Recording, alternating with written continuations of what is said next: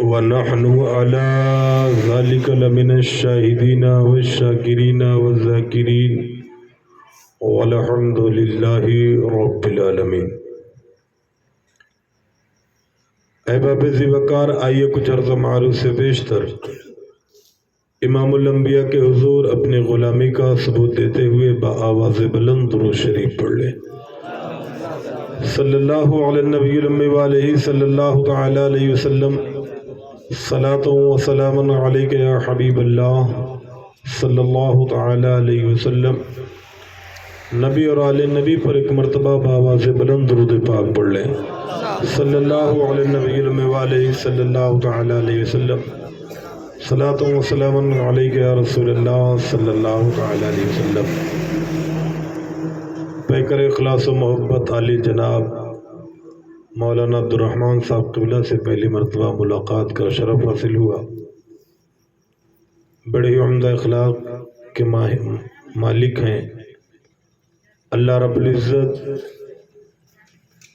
ان کے توسل سے ہم تمامین کم علموں کے علم و عمل میں خوب برکتیں عطا فرمائیں۔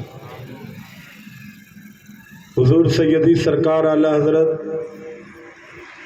بارگاہ غوثیت مآب میں خراج عقیدت پیش کرتے ہیں اور یوں رقم تراز ہوتے ہیں، واہ کیا مرتبہ اے غوث بالا تیرا، واہ کیا مرتبہ اے غوث بالا تیرا، اونچے اونچوں کے سروں سے قدم اعلیٰ تیرا، اور یا غوث اعظم سر بھلا کیا کوئی جانے کی ہے کیسا تیرا، سر بھلا کیا کوئی جانے کی ہے کیسا تیرا، اولیاء ملتے ہیں آنکھیں وہ ہے تلوہ تیرا۔ پھر اپنے وقت کا مجدد اپنا تعارف کرواتا ہے اور عرض گزار ہوتے ہیں، یا سرکار عبدالقادر جیلانی تجھ سے در سے سگ سے ہے مجھ کو نسبت سبحان۔ سرکار آپ نہیں، آپ کا در اور آپ کے در پہ جو کتا بندھا ہوتا ہے اس سے مجھ احمد رضا کو نسبت ہے سبحان اللہ۔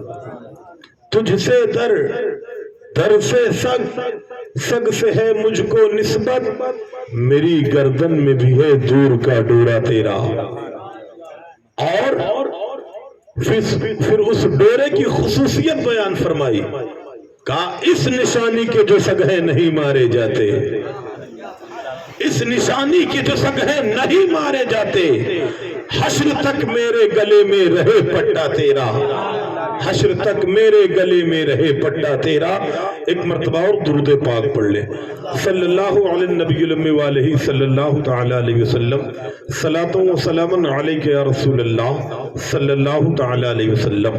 خطبہ مسنونہ کے بعد جس آیت متعولہ کی تلاوت کرنے کا شرف حاصل کیا، اللہ عز و جل ارشاد فرماتا ہے، یا ایھا الذین آمنوا اتقوا اللہ وکونوا مع الصادقین، اے ایمان والو اللہ سے ڈرو اور سچوں کے ساتھ ہو جاؤ۔ پروردگار عالم نے یہاں پر ایک جماعت سے خطاب فرمایا، وہ جماعت مومنین کی ہے، اہل ایمان کی ہے، اور فرمایا اہل ایمان کی نشانی یہ ہے کہ وہ خدا سے ڈرتے بھی ہیں اور اللہ کے ولیوں سے محبت بھی کیا کرتے ہیں۔ علامہ فخر الدین رازی فرماتے ہیں، جب یا ایھا الذین آمنوا سنو تو سمجھ جاؤ رب کا یہ کلام ہم سے اور آپ سے ہو رہا ہے، اللہ کے محبوب کی امت سے ہو رہا ہے، امت محمدیہ سے ہو رہا ہے۔ یقیناً قرآن کریم میں جہاں جہاں یا ایھا الذین آمنوا آیا، اس آمنو سے مراد کوئی اور نہیں ہم اور آپ ہے، آقائے کریم کی امت ہے، محمد الرسول اللہ کے کلمہ پڑھنے والے ہیں۔ ایک سوال پیدا ہوتا ہے، اے قرآن یہ بتا حضرت آدم علیہ السلام آئے، کیا ان کے ماننے والے مومن نہیں؟ حضرت عیسیٰ علیہ السلام آئے، کیا ان کے نام لیوا ایمان والے نہیں؟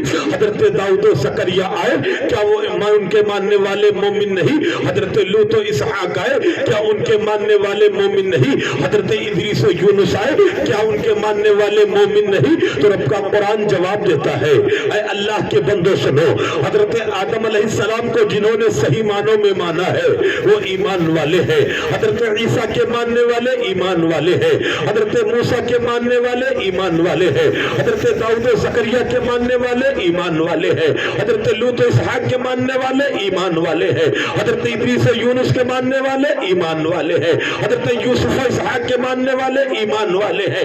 اے قرآن اگر یہ ایمان والے ہیں تو آمنو کہہ کے خطاب کیوں نہ فرمایا؟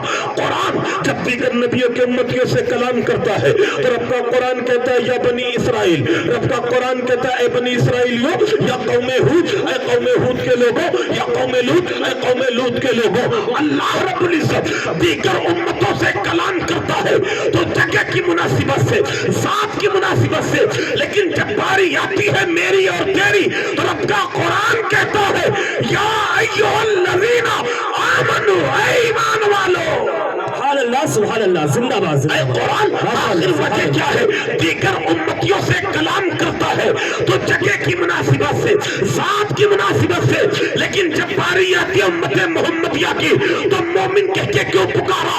رب کا قرآن جواب دیتا ہے بندے وجہ یہ ہے جس طرح تیرا نبی نبیوں میں لاجواب ہے ٹھیک اسی طرح اس کا امتی امتوں میں لاجواب ہے.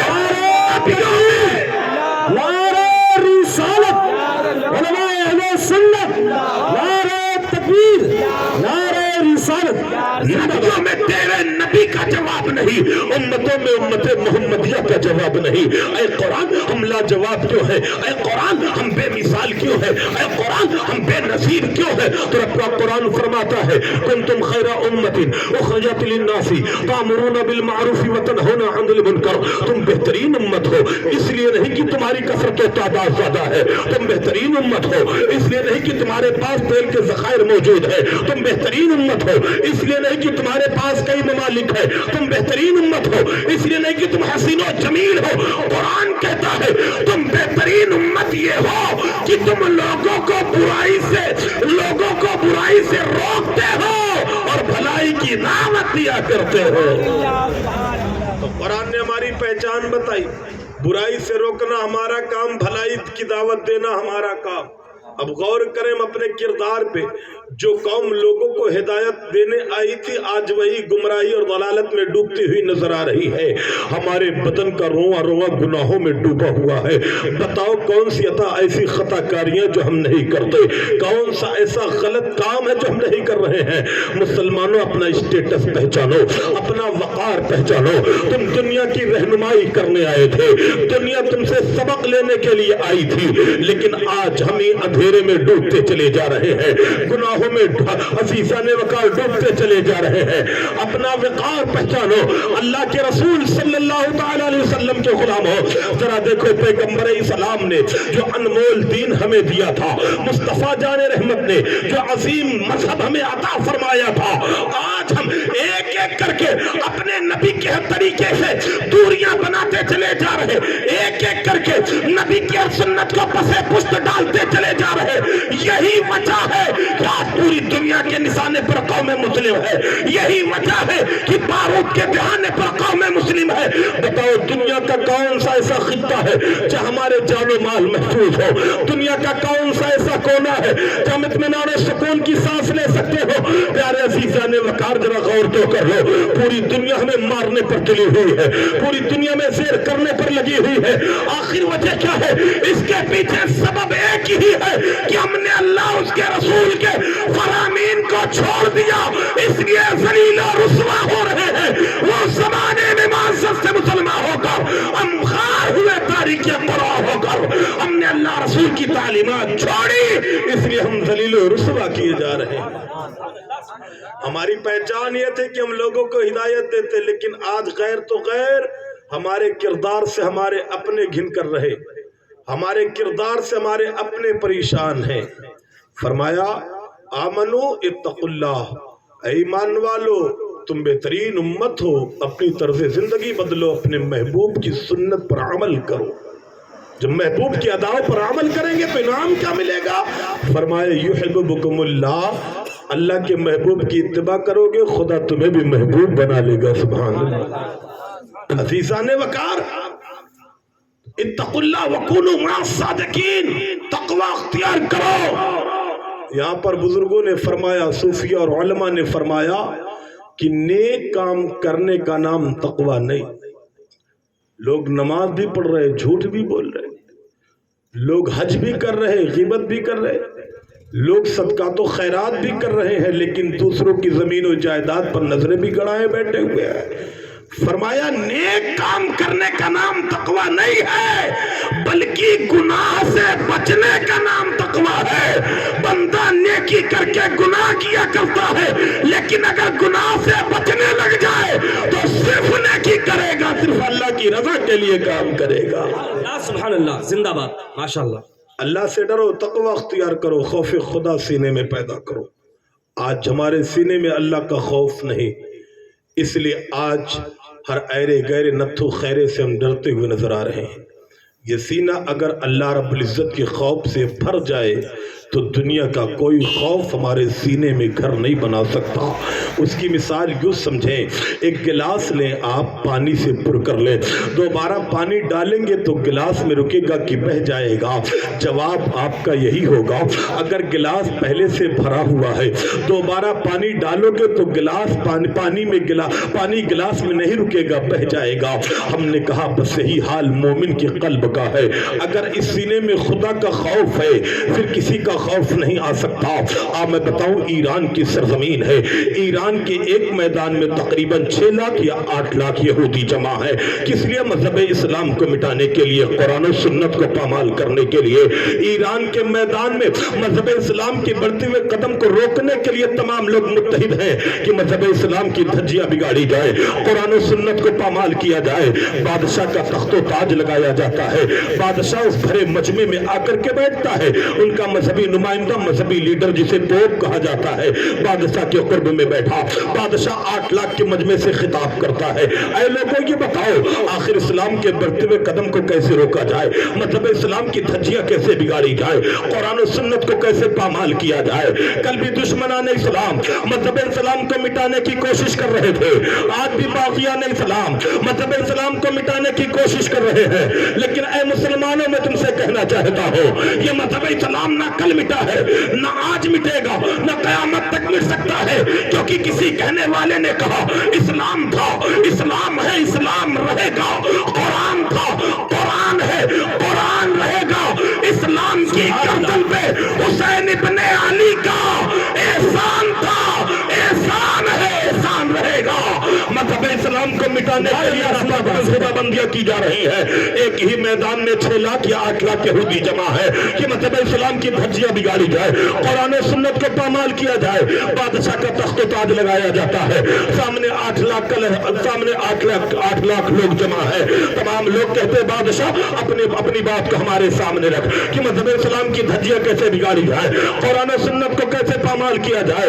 عزیزان وقار بادشاہ لوگوں سے مخاطب ہوتا ہے، نہیں آپ لوگ بتائیں کہ مذہب اسلام کے وقار کو کیسے مجروح کیا جائے، مصطفیٰ جان رحمت کی شریعت کی آبرو کیسے لوٹی جائے۔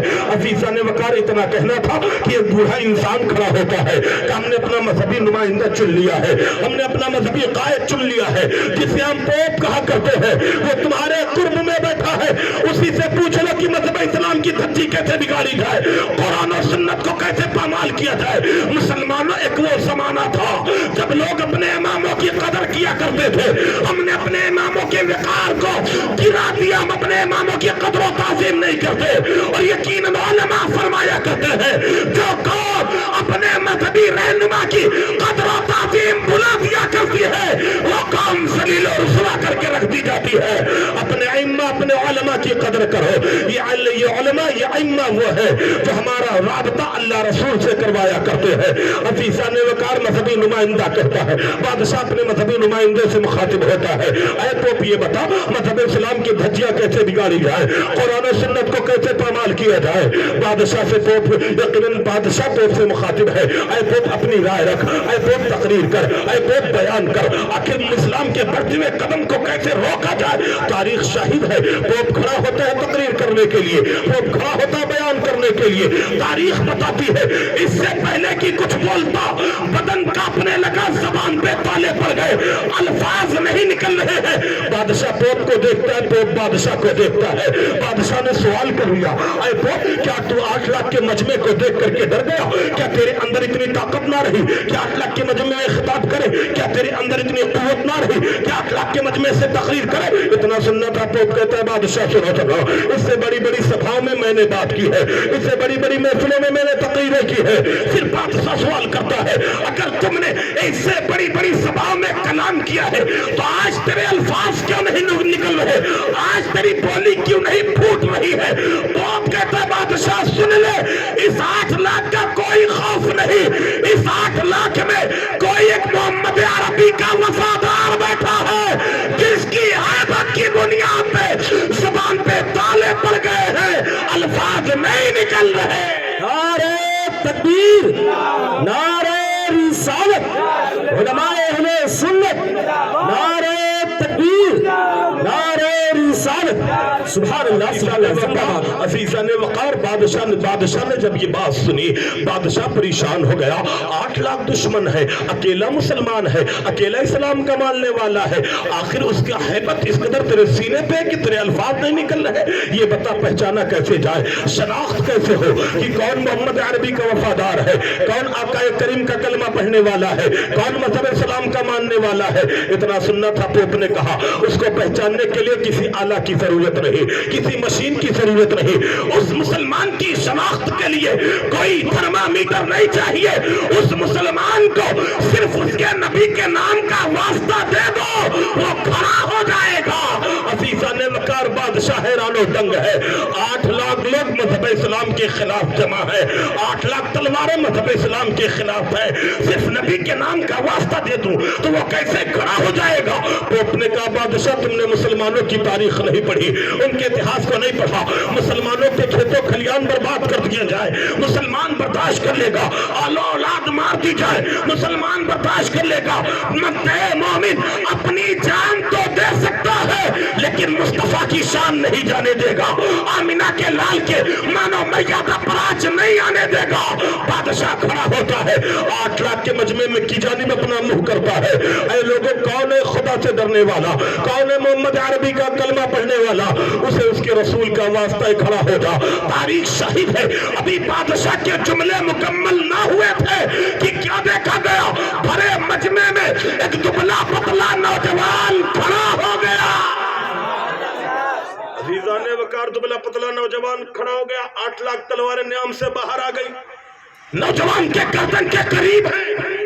بادشاہ نے کہا لوگوں تلوار کو نیام میں ڈالو, آخر دیکھو تو صحیح یہ نوجوان ہے کون. نوجوان کو قریب لے کر کے آؤ.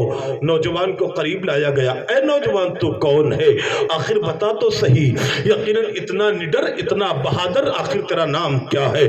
عزیزان وقار, اس نوجوان نے کہا بادشاہ یقیناً نام نہ پوچھ, نہیں کلیجہ پھٹ جائے گا. کہا نہیں نوجوان, جاننا چاہتا ہوں اتنا دلیر انسان تو ہے کون؟ یقیناً جو 8 لاکھ دشمنوں کے نرغے میں تنے تنہا چلا آیا, کیا تجھے مرنے سے ڈر نہیں لگتا؟ اتنا سننا تھا. اس نوجوان نے کہا بادشاہ سن لے, ہم محمد رسول اللہ کے کلمہ پڑھنے والے ہیں, ہم ایک خدا کی عبادت کرنے والے ہیں, ہم یقیناً موت سے نہیں ڈرا کرتے, ہم اللہ اس کے رسول سے ڈرا کرتے ہیں, اور جب ہم خدا سے ڈرا کرتے ہیں تو موت خود ہم سے دامن بچایا کرتی ہے. ہم موت سے دور بھاگنے والے نہیں, اللہ رسول کی رضا کے لیے موت کو گلے سے لگانے والے لوگ ہیں. نعرہ تکبیر, نعرہ رسالت, جس نے غوث الورا, نعرہ تکبیر, نعرہ رسالت. نوجوان اپنا تو بتا, آخر جانو یہ دلیر اور بہادر انسان ہے کون؟ کہا بادشاہ سن لے, یقیناً کلیجہ تھا, میری ماں نے میرا نام خالد رکھا ہے, اللہ کے رسول نے مجھے سیف اللہ کا لقب دیا ہے, میں خالد ابن ولید ہوں. نام سننا تھا, مجمع میں انتشار پیدا ہوا, جو جدھر پایا بھاگا. مسلمانوں کہنے کا مقصد یہ ہے, یقیناً ہمارے اسلاف خدا سے ڈرا کرتے تھے, اس لیے ان کے سینے میں کسی کا ڈر نہیں تھا. ہم خدا سے نہیں ڈرتے, اس لیے ہر ایک سے ڈرتے ہوئے نظر آ رہے ہے. اگر صحیح معنوں میں ہمارے سینے میں خدا کا خوف ہوتا تو ہماری مسجدیں ویران نہ ہوتی. اگر ہمارے سینے میں خدا کا خوف ہوتا تو ہمارے قرآن کے جزدان پر خرد و غبار پناہ نہ لیتے. اگر ہمارے سینے میں خدا کا خوف ہوتا تو ہمارے کرتوتوں سے ہمارے والدین پریشان نہ ہوتے.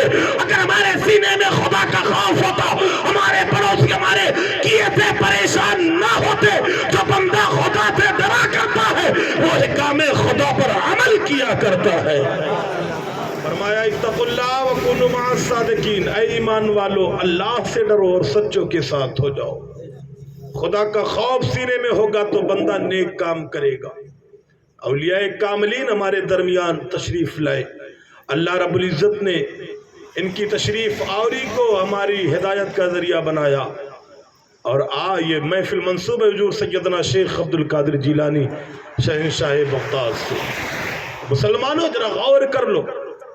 اللہ رب العزت نے بگڑے ہوئے سماج کو راہ ہدایت پہ لانے کے لیے انبیاء علیہ السلام کی جماعت کو بھیجنا شروع فرمایا. کبھی حضرت آدم علیہ السلام، کبھی حضرت نوح علیہ السلام، کبھی حضرت دانیال علیہ السلام، کبھی حضرت زکریا علیہ السلام، کبھی حضرت لوط علیہ السلام.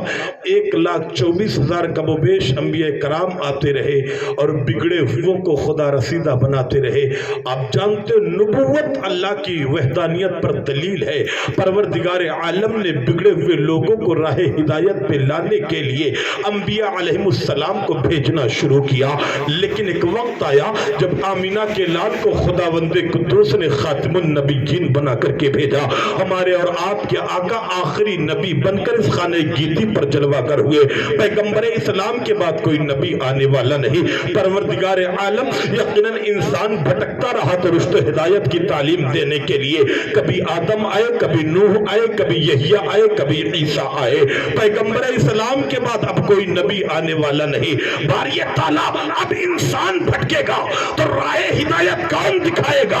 رب کی قدرت جواب دیتی ہے اے بندے سن لے، میں نے نبوت کا دروازہ بند کیا ہے، ہدایت کا دروازہ نہیں بند کیا. اب تک انبیاء راستہ دکھا رہے تھے، انسان اب بھٹکے گا تو راستہ اولیاء دکھائیں گے. میرے محبوب کی آمد کے بعد اگر کوئی راستہ بھٹکتا ہے تو راستہ حضرت ابوبکر صدیق دکھائیں گے، راستہ عمر فاروق دکھائیں گے، راستہ عثمان غنی دکھائیں گے، راستہ مولا علی دکھائیں گے، راستہ شہید کربلا دکھائیں گے، راستہ غوث اعظم دکھائیں گے، راستہ مخدوم اشرف دکھائیں گے، راستہ سیدی سرکار اعلی حضرت دکھائیں گے. اور اللہ رب العزت نے جب انبیاء علیہ السلام کو بھیجنا شروع کیا تو پروردگار عالم نے ہر نبی کو اپنی صفت کا مظہر بنا کر کے بھیجا. حضرت آدم علیہ السلام صفات الہی کے مظہر ہیں، حضرت موسیٰ علیہ السلام صفات الہی کے مظہر ہیں، حضرت داؤد و زکریا علیہ السلام صفات الہی کے مظہر ہیں. 1,24,000 انبیاء آتے رہے. اللہ نے ہر نبی کو اپنی صفات کا مظہر بنایا.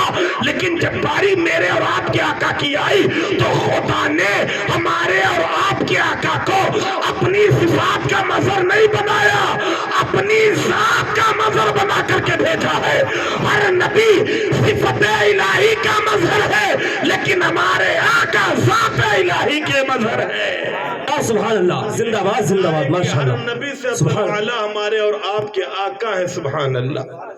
نبی کی نبوت اللہ کی وحدانیت پہ دلیل ہوتی ہے اور نبی کی نبوت پر اولیاء کاملین کی ولایت دلیل ہوا کرتی ہے. اب یقیناً انبیاء علیہ السلام کی جماعت کے بعد پروردگار عالم نے اولیاء کاملین کو بھیجنا شروع فرمایا. عزیزان وقار جتنے بھی اولیاء کاملین آئے اللہ رب العزت نے ہر ولی کو صفات محمد کا مظہر بنا کر کے بھیجا ہے. ہر ولی صفت محمد کا مظہر بن کر کے آیا ہے. لیکن میرے غوث سیدنا عبد القادر جیلانی بغدادی یہ صفات مصطفیٰ کے مظہر نہیں، ذات مصطفیٰ کے مظہر ہے. یہی وجہ ہے کہ نبیوں میں میرے آقا کا جواب نہیں، ولیوں میں عبد القادر جیلانی کا جواب نہیں. پوچھتے کیا ہو؟ شہ جیلا کے فضائل آسی ہر فضیلت کے وہ جامع ہے نبوت کے سے. غوث اعظم کا جواب نہیں۔ اب کتنے مظہر ہیں؟ پیغمبر اسلام کی تشریف آوری سے پہلے انبیاء علیہ السلام آ کر کے بشارتیں دے رہے تھے، تقابل نہیں کر رہا، غوث اعظم کی مظہریت بیان کر رہا ہوں کہ میرا غوث میرے رسول کا کتنا مظہر ہے۔ نبی عظیم وقار کی آمد نہ ہوئی تھی، مصطفیٰ جان رحمت کی آمد سے پہلے تمام انبیاء علیہ السلام آ کر کے بشارت دے رہے تھے کہ اے لوگوں، ایک آنے والا احمد ہے، ایک آنے والا محمد ہے، ایک آنے والا ایسا آئے گا جو تمام اولیاء، تمام انبیاء علیہ السلام میں افضل و اعلیٰ ہوگا۔ اسی طرح غوث اعظم کی تشریف آوری ابھی نہیں ہوئی تھی، میرا غوث آیا نہیں تھا کہ آنے کی بشارت ویسے کرنی دے رہے ہیں، حسن عسکری دے رہے ہیں، جنید بغدادی دے رہے ہیں، اور خود میرے آقا دے رہے ہیں۔ ایک ایسا بچہ آئے گا کہ جس کا قدم تمام اولیاء کاملین کی گردن پر ہوگا۔ نعرہ تکبیر، نعرہ رسالت، نعرہ رسالت، جشن غوث الورا، نعرہ تکبیر، نعرہ رسالت۔ عزیزان وقار، پھر سرکار غوث اعظم کے ولادت کی گھڑی آئی، 470 ہجری آپ کی ولادت باسعادت ہے، تشریف فرما ہوئے۔ یقیناً آپ اپنے والدہ ماجدہ کے شکم مبارک سے پیدا ہوئے تو 18 سپارہ کے حافظ تھے، یقیناً عمر مبارک 3.5 سال کے آس پاس ہے۔ آپ اپنی والدہ کے پاس بیٹھے ہوئے ہیں، یقیناً ماں بیٹے میں بات ہو رہی، اتنے میں کیا دیکھا گیا؟ حضرت فاطمہ ام الخیر فرماتی ہے، اے میرے بیٹے عبدالقادر جیلانی، میرا احسان تم پر ہے۔ اتنا سننا تھا، عبدالقادر جیلانی سرکار مسکرا کر کے فرماتے ہیں، امی اگر تیرا احسان مجھ پر ہے تو میرا احسان تم پر بھی ہے۔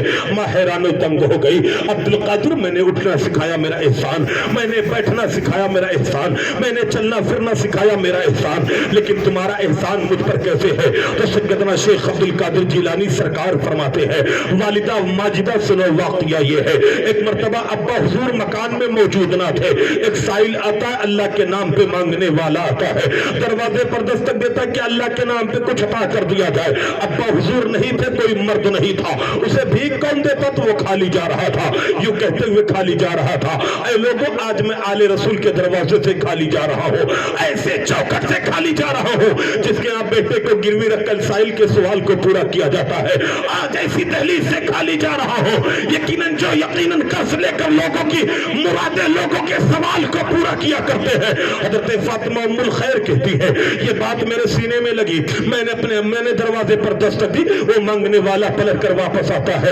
عبدالقادر جیلانی سرکار فرماتے ہیں، امی جب وہ پلٹ کر کے واپس آیا تو آپ نے اپنے ہاتھ میں کپڑا باندھا، باندھنے کے بعد اناج اٹھا کر کے سائل کی جانب بڑھانا شروع کیا، لیکن سیدہ کا نکھار تھا، فاطمہ کے گھر کا جمال تھا، کپڑا نہ چھپا سکا، سائل نے کلائی پکڑ کر کھینچنی شروع کر دی، وہیں سے خدا کی بارگاہ میں دعا گو ہوتی ہے، میرے معبود اپنے محبوب کی بیٹی کی لاج بچا لے، فاطمہ زہرا کی بیٹی کی آبرو بچا لے، پروردگار عالم یہ رہزن میری آبرو کو لوٹنا چاہتا ہے، خدایا میری آبرو کی حفاظت فرما۔ عبدالقادر جیلانی سرکار فرماتے ہیں، اماں سن وہ جو شیر کی تم نے دیکھا ہوگا کہ مکان کے اندر سے ایک شیر نمودار ہوتا ہے اور سائل کو پھاڑ کے رکھ دیتا ہے، امی سن وہ جو شیر کی شکل میں نکل کر کے تیری آبرو کو بچایا تھا وہ کوئی اور نہیں تیرا بیٹا عبدالقادر جیلانی تھا، وہ غوث اعظم جو ماں کے شکم میں رہ کر کے ماں کی آبرو بچا سکتے ہیں، وہی غوث اعظم بغداد میں رہ کر کے اپنے عاشقوں کے لاج کو بھی رکھ سکتے ہیں، اپنے عاشقوں کی آبرو بچا سکتے ہیں۔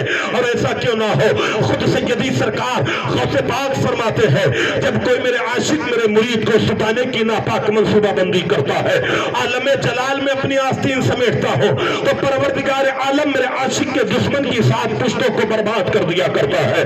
صحیح معنوں میں غوث اعظم کے ہو تو جاؤ، صحیح معنوں میں ان کی غلامی کا پٹا اپنے گلے میں ڈالو تو صحیح مسلمانوں، دنیا کی ایسی کوئی طاقت نہیں جو تمہیں زیر کر دے۔ غوث اعظم کے در کا کتا جب شیر کو پھاڑ سکتا ہے، جو غلام غوث اعظم ہو جائے گا، جو عاشق غوث اعظم ہو جائے گا، پھر اس کی طاقت و قوت کا عالم کیا ہوگا، پھر اس کا رعب و دبدبے کا عالم کیا ہوگا۔ شرط یہ ہے کہ صحیح معنوں میں غلام عبدالقادر ہو جائے۔ سبحان اللہ۔ غوث اعظم سے محبت کرنے والوں ذرا دیکھو میرے غوث کا مرغا آج یوں ہی نہیں بول رہا, لوگ ان کی تعریف تو سے کیوں ہی نہیں کر رہے. ہم جو نہیں کرتے ہمارے عبدالقادر نے وہ تمام کام کر کے دکھائے ہیں. ہم اپنے ماں باپ سے وفا نہیں کرتے, میرے سرکار نے وفا کر کے دکھایا ہے. ماں نے عہد و پیمان لیا تھا, بیٹا جا رہا جھوٹ نہیں بولنا. 60 ڈاکوؤں نے حملہ کیا, عبدالقادر کی جان پر بن آئی, لیکن کہا سنو اے ڈاکو, عبدالقادر چمڑی اتروا سکتا ہے لیکن ماں کے وعدے کو نہیں توڑ سکتا. سبحان اللہ. آج ہم کتنا اپنے ماں باپ کا کہنا مانتے ہیں, آج ہم اپنے ماں باپ سے کتنی وفا کرتے ہیں. آئے دن ہم اپنے تانو تشنی سے اپنے والدین کے دل کو چھلنی کر رہے. مسلمانوں, اگر یہ ماں باپ ناراض ہو گئے تو خدا کی رحمت کا حصول نہیں ہو سکتا, اللہ کی رحمت نہیں حاصل کر سکتے ہو, کیونکہ اللہ کے رسول فرماتے ہیں جن کے ماں باپ راضی ہوا کرتے انہی سے خدا راضی ہوا کرتا ہے, انہی سے اللہ راضی ہوا کرتا ہے. عبدالقادر جیلانی سرکار اپنے والدین, اپنے والد, اپنے والدہ کی خدمت کرنے والے ہوئے. جب تک حیات میں رہے اپنے والد کی خدمت کرتے رہے, اور جب تک ماں کے پاس رہے 17 سال, غالباً 18 سال کی عمر تک اپنے والدہ کی خدمت کرتے رہے. اور والدہ بھی آج کے دور کی والدہ نہ تھی. عمر مبارک حضرت فاطمہ ام الخیر کی 78 سال 77 سال کی ہے. 60 سال میں عبدالقادر کو بڑی منت کر کے مانگا خدا سے, بڑے سجدے کر کے خدا سے مانگا. 60 سال کی عمر میں اللہ رب العزت نے حضرت فاطمہ ام الخیر کو غوث اعظم کی صورت میں ایک بیٹا عطا فرمایا. وہ بیٹا یقیناً 3.5-4 سال 4 ماہ کی عمر مبارک کا ہوتا ہے.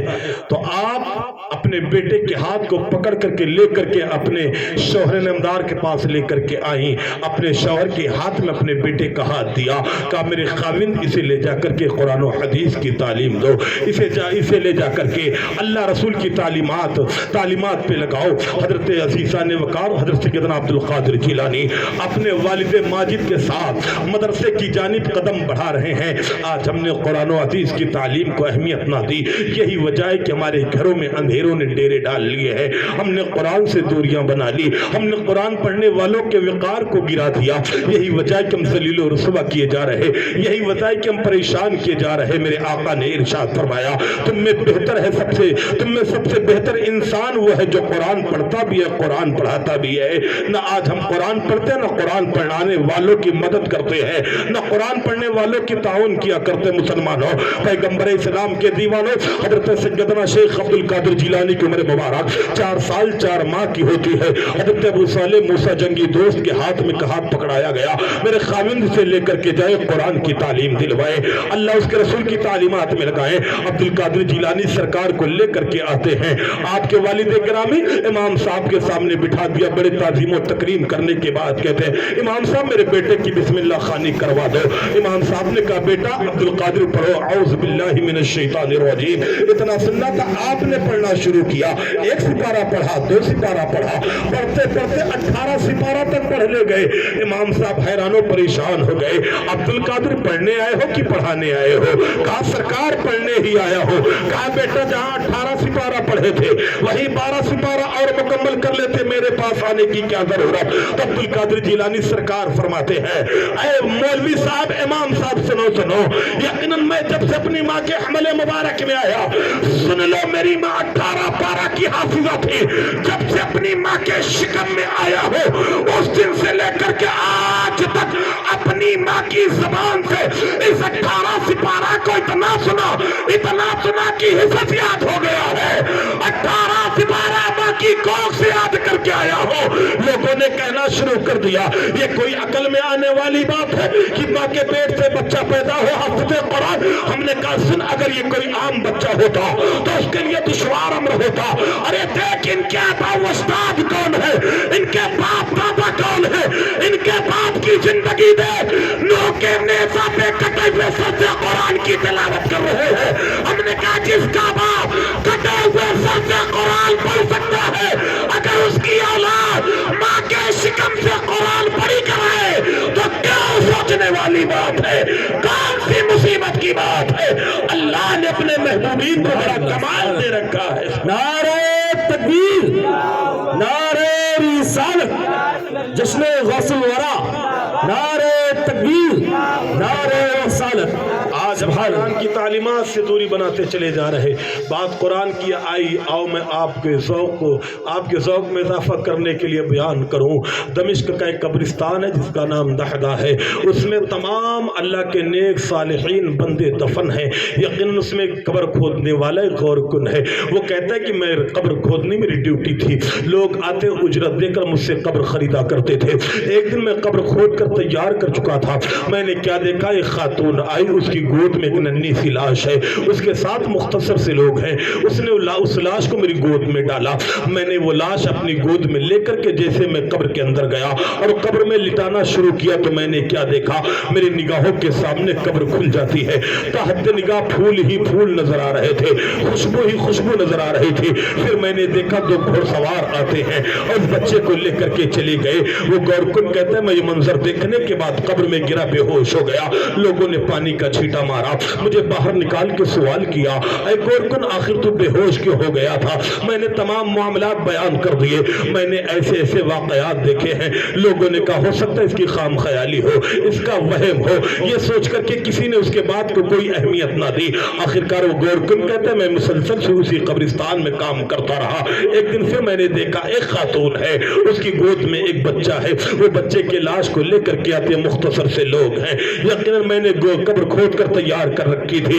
جب وہ بچہ لے کر کے آئی، میں نے بچے کو گود میں لے کر کے قبر میں لٹانا چاہا. جیسے قبر میں لٹانے والا ہوا میں نے کیا دیکھا، پھر قبر کھل جاتی ہے. تحت نگاہ پھول ہی پھول نظر آ رہے ہیں، خوشبو سے یقین پوری قبر اس کی بھر گئی. 2 گھوڑ سوار آتے ہیں اور بڑی تیزی کے ساتھ اس بچے کے جسم کو لے کر کے چلے جاتے ہیں. گورکن کہتا ہے اس بار میں بے ہوش نہ ہوا کیونکہ ایسا منظر میں پہلے دیکھ چکا تھا. میں قبر سے باہر نکلا، نکلنے کے بعد اس عورت کے پیچھے ہو لیا. میں نے خاتون سے سوال کیا، اے خاتون یہ بتا آخر تو کون ہے، یہ بچہ کون ہے؟ خاتون نے کہا اے گورکن میری حالت پر رحم کر، مجھ سے سوال نہ کر. کہا نہیں بتاؤ تو صحیح آخر یہ بچہ کون ہے، تو کون اس کی لگتی ہے؟ کہا آخر تو پوچھ کیوں رہا ہے؟ گورکن کہتا ہے میں نے تمام قصہ بیان کر دیا. میں نے ایسے واقعات اس بچے کی قبر میں دیکھے ہیں، تو کون ہے بتا تو صحیح. کہا میں ایک دکھیاری ماں ہوں، ابھی کچھ دن پہلے اپنے چھوٹے بچے کو دفن کر کے گئی ہوں. یہ دوسرا بیٹا لے کر کے آئی ہوں. یہ دوسرا بھی میرا بیٹا تھا. ان 2 بیٹوں کے علاوہ میرے پاس کوئی سرمایہ نہیں، میرے پاس کوئی دولت نہیں. کچھ دن پہلے بیٹے کو دفن کر کے گئی ہو، یہ دوسرا بیٹا آج دفن کر کے جا رہے ہو. گورکن کہتا ہے اس دن جو آئی تھی تو ہی تھی، یقیناً چھوٹا سا بچہ مختصر سے لوگ تیرے ساتھ تھے. کہا یقیناً میں ہی تھی. آخر کیوں پوچھ رہا ہے؟ کہا جو واقعہ اس بچے کے ساتھ ہوا وہی واقعہ اس بچے کے ساتھ بھی ہوا ہے. عزیزان وقار گورکن کہتا ہے پھر میری تجسس بڑھ گئی. میں جاننا چاہتا تھا آخر یہ بچے کرتے کیا تھے، یہ بچے کون ہیں، ان کا کام کیا تھا. عورت کے سامنے وہ گورکن ہاتھ جوڑ کر کھڑا ہو جاتا ہے، میری بہن بتا تو صحیح آخر کون سا عمل تھا جو ان کی قبر کو منور کر گیا، کون سا کام تھا جو ان کی قبر کو بکے نور بنا گیا، کون سا عمل تھا جس کی وجہ سے پروردگار عالم نے ان کی قبر کو جنت کے باغیچے میں سے ایک باغیچہ بنا دیا. عزیزان وقار اتنا سننا تھا. خاتون کہتی ہے اے گورکن قبر کھودنے والے سن لے، میرا جو پہلا بچہ تھا وہ مدرسے میں قرآن کی تعلیم حاصل کرتا تھا، اور یہ جو میرا دوسرا بیٹا اس کا بھائی تھا یہ اس کی تعلیم پر مدد کیا کرتا تھا. اس کی قبر میں جو معاملات ہوئے ہیں مدد کرنے کی بنیاد پہ، اور اس کی قبر میں جو معاملات ہوئے ہیں قرآن کی تعلیم سیکھنے کی بنیاد پہ ہوئے ہیں. آج ہم نے قرآن کو اہمیت نہ دی. آج ہم عزیزان وقار آئے دن اپنے بچوں کا زور ہندی اور انگریزی تعلیمات پر دیا کرتے ہیں. میں یہ کہنا چاہتا ہوں اسلام کسی تعلیم کا مخالف نہیں. آپ اپنے بچے کو انگریزی پڑھائیں، آپ اپنے بچے کو ہندی پڑھائیں، آپ اپنے بچے کو میتھ پڑھائیں، آپ اپنے بیٹے کو سائنس پڑھائیں، لیکن ہاں مسلمانوں یہ تمام دنیاوی علوم دنیا تک محدود ہیں. سب سے پہلے اپنے بچے کو قرآن کی تعلیم دیں. آپ اپنے بچے کو مصطفیٰ جان رحمت کی شریعت کی تعلیم دیں، ورنہ میں نے دیکھا ہے انجینئر بنا ہوا بیٹا باپ کو گالیاں دیا کرتا ہے. میں نے دیکھا ہے ڈاکٹر بنا ہوا بیٹا ماں سے اپنے دامن کو بچایا کرتا ہے. میں نے دیکھا ہے آفیسر بنا ہوا بیٹا اپنے بھائی سے اپنے راستے کو کاٹ لیا کرتا ہے. میں یہ کہنا چاہتا ہوں دنیاوی تعلیم سب کچھ دو، لیکن ہاں سب سے پہلے دین مصطفیٰ سکھا دو. اگر تم نے اپنے بیٹے اپنے بھائی کو قرآن و حدیث کی تعلیم تعلیم دے دی، غوث اعظم کی سیرت بڑھا دیا، اور غوث اعظم نے جس تعلیم کو حاصل کیا تھا وہ تعلیم اپنے بچوں کو دے دی، تو میرا دعویٰ ہے تمہارا بچہ تمہارا بھی وفادار رہے گا، مذہب و مسلک کا بھی وفادار رہے گا۔ اگر تم نے اپنے بچوں کو قرآن و حدیث کی تعلیم نہ پڑھائی، نہ یہ تمہارا وفادار ہو سکتا ہے، نہ اللہ رسول کا وفادار ہو سکتا ہے۔ مسلمانوں، بزرگوں نے تعلیم پہ زور دیا۔ عبد القادر جیلانی والدہ ماجدہ کے پاس آتے ہیں، امی گرچہ تو بوڑھی ہو گئی، تجھے میری ضرورت ہے، لیکن اگر تو اجازت دے تو میں بغداد جا کر قال رسول قال اللہ قال رسول کی بات سیکھنا چاہتا ہوں، قرآن و حدیث کی تعلیم لینا چاہتا ہوں۔ ماں نے یہ نہیں دیکھا کہ میں بوڑھی ہو گئی ہوں، جوان بیٹے کی ضرورت ہے، بڑھاپے میں کون کام کرے گا؟ ماں نے بیٹے کی پیشانی کو چوم کر کے کہا، میرے بیٹے اگر تو قرآن و حدیث کی تعلیم لینے جا رہا ہے تو تیری ماں تجھے روک کیسے سکتی ہے؟ سبحان اللہ۔ اے میرے بیٹے جا، عالم دین بن جا۔ آج کچھ لوگ کہا کرتے ہیں عالموں کی اور ولیوں کی نہیں بنا کرتی ہے، مفتیوں کی ولیوں کی نہیں بنا کرتی ہے۔ ہم نے کہا بتاؤ تاجدار اولیاء سے بڑا بھی کوئی مفتی ہوگا؟ سبحان اللہ۔ جو مسئلہ کوئی نہیں حل کرتا تھا، عبد القادر جیلانی سرکار اسے حل فرمایا کرتے تھے۔ ایک شخص آیا اہل بغداد کی بارگاہ میں، مفتیان کرام میرا ایک مسئلہ بیان کریں، وضاحت کریں، اس کا جواب عنایت فرمائے۔ مفتیوں نے پوچھا بتاؤ تیرا مسئلہ کون سا ہے؟ کہ حضور میں نے منت مان رکھی تھی کہ میرا فلاں کام ہو جائے تو میں یقیناً ایسی عبادت کروں گا، ایسی عبادت کروں گا کہ روح زمین پر سوائے میرے اس وقت کوئی دوسرا عبادت نہیں کر رہا ہوگا۔ مفتیان کرام پریشان ہو گئے، اگر نماز پڑھنے کو کہا جائے تو پوری دنیا میں کوئی کہیں نہ کہیں نماز پڑھ رہا ہوگا، قرآن پڑھنے کو کہا جائے تو پوری دنیا میں کوئی کہیں نہ کہیں قرآن پڑھ رہا ہوگا، اذان دینے کو کہا جائے تو پوری دنیا میں کہیں نہ کہیں کوئی اذان پڑھ رہا ہوگا، صدقہ و خیرات کرنے کو کہا جائے تو پوری دنیا میں کوئی کہیں نہ کہیں صدقہ و خیرات دے رہا ہوگا۔ عزیزان وقار، تمام مفتیان کرام پریشان ہیں۔ سیدنا شیخ عبد القادر جیلانی غوث اعظم بغدادی کے پاس آتے ہیں، حضور آپ ہی